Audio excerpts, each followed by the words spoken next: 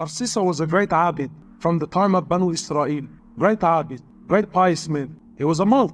Yani nowadays, a Sheikh. And my brothers, as I share the story of BarSisa with you, don't think of BarSisa, think about yourself. Put yourself in the shoes of BarSisa. BarSisa was a great scholar, someone who worshipped Allah, very pious. The whole community knew about him. He had his own temple where he worshipped Allah day and night. And 3 brothers, they wanted to go in jihad, but they had a sister. And they said, you know, if we go to jihad, who's going to look after our sister? So they said, who better than BarSisa? He's a great Abid, he fears Allah, everyone, you know, he's of high esteem. Who better than BarSisa to look after our sister?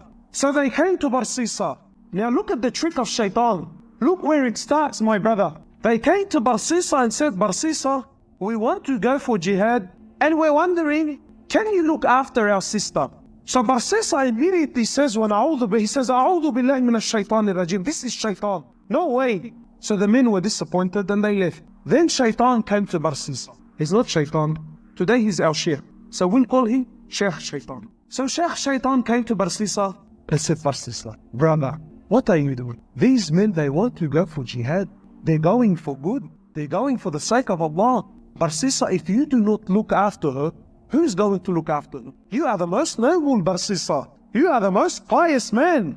If they leave her with someone else, what do you think will happen? So BarSisa says, maybe I should look after her for the sake of Allah, for the sake that these brothers. Look at the trick of Shaitan. When Shaitan knocks on your door, Shaitan does not want you to open it fully. Just a little, hey, a little, who is it? That's what he wants.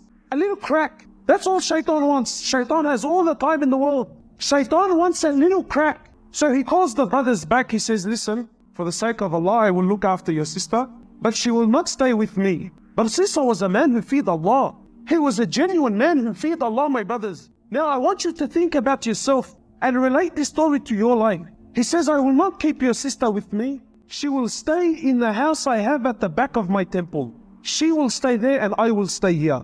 The brothers agreed. Said, no problem.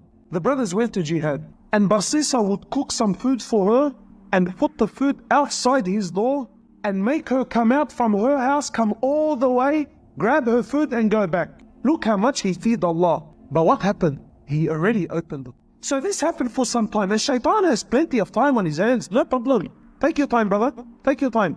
Until eventually, Shaitan comes to BarSisa. He says, BarSisa, don't you know that when you put the food outside, she has to come from her house, walk all the way to grab her food.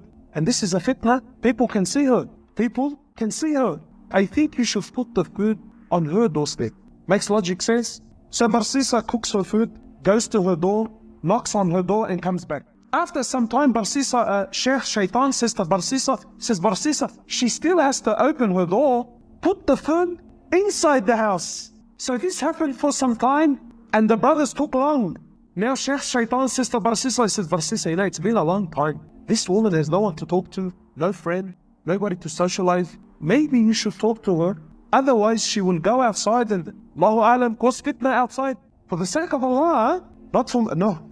Brother, for the sake of Allah. So BarSisa now he goes to the house. Look, he still fears Allah. From outside the house, he's talking to her, shouting, and she can't hear him properly. And after some time, Shaitan says, BarSisa, what? Why are you embarrassing yourself?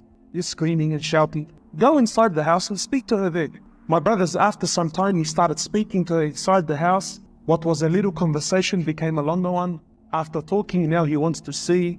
After seeing, he now started to touch. And after touching, the great BarSisa committed zina. How many of us, maybe we have not committed zina, but we fell in the same footsteps of BarSisa. Now he's committed zina. She falls pregnant. She gives birth to a baby boy. And Shaitan now comes to BarSisa, says, BarSisa, bro, if the brothers come back and see this young boy, and you were the one who was responsible for looking after, how will you explain the boy? Now he's worried. He says, what do I do? He says, BarSisa, you have to kill the boy. You have to get rid of the evidence. So BarSisa kills the boy. What do we have now? Zina and murder. After some time, Sheikh comes back, says, BarSisa, do you really think she's going to keep quiet about what happened? Do you really think she's not going to tell her brothers about what took place here? He says, what do I do? Kill her too? Zina and double murder. The brothers come back. BarSisa, where is our sister? he says to them, Inna lillahi wa inna ilayhi raji'un. The sister, she became very ill and Allah took her life. BarSisa is a great Abid, big Sheikh. He does not lie. The brothers had no other option.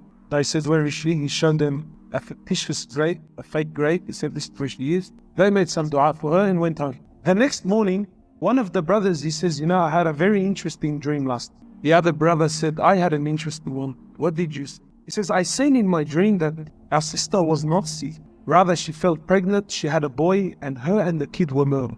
And I seen that she was not buried where he showed us, but she was buried somewhere else. So the other brother says, Zina, Ajib, I had the same dream. So they said, both of us cannot be wrong. They went to where they seen in their dream, they dug up that grave there, they found their sister and the baby there.